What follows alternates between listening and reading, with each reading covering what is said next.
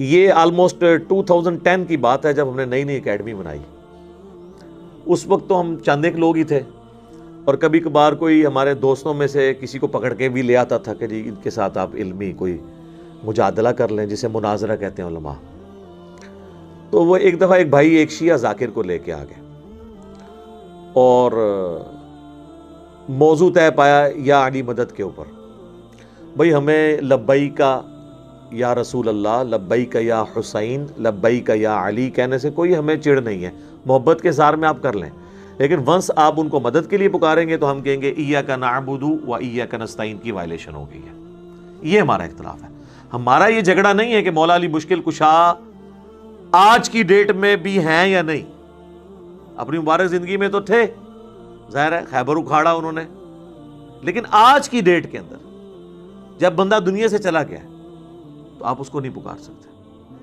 یہ جھگڑا نہیں ہے اختیار ہے یا نہیں. فرشتوں کے ذریعے اللہ بارش برساتا ہے، لیکن ہم بارش اگر فرشتوں سے مانگیں گے مشرک ہو جائیں گے. سورج کے ذریعے سارا دنیا کا نظام چل رہا ہے اس کی روشنی کی وجہ سے، لیکن ہم المدد یا سورج کہیں گے تو مشرک ہو جائیں گے، کیونکہ ہم اسباب کو پکار نہیں سکتے. اسباب صرف اختیار کرنے ہیں، اور وہ بھی ظاہر ہے وہی کریں گے جو سامنے موجود ہے. اس کا قرآن میں حکم موجود ہے، وَتَعَاوَنُوا عَلَى الْبِرِّ وَالتَّقْوَى وَلَا تَعَاوَنُوا عَلَى الْإِثْمِ وَالْعُدْوَانِ. نیکی اور پرہیزگاری کے کاموں میں ایک دوسرے کی مدد کرو اور برائی کے کاموں میں ایک دوسرے کی مدد نہ کرو. ظاہری اسباب ہے.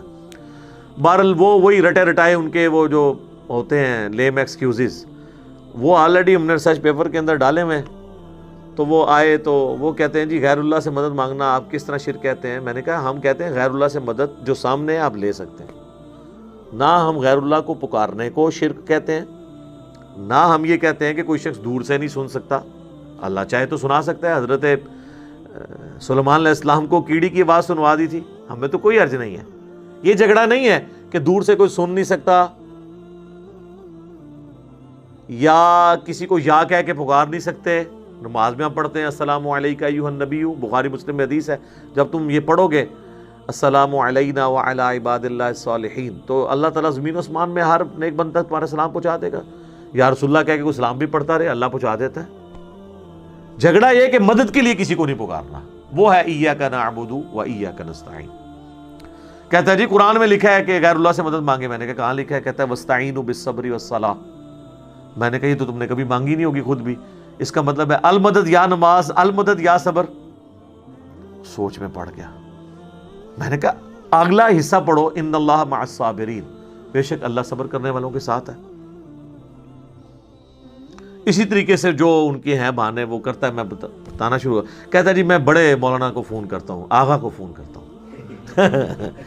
آغا کو ملایا نا، پھر آغا کے ساتھ جو اس نے کی نا سپیکر میں کیا آن کر آغا دی میں بھی سنا پھر کیا ہوتی ہے.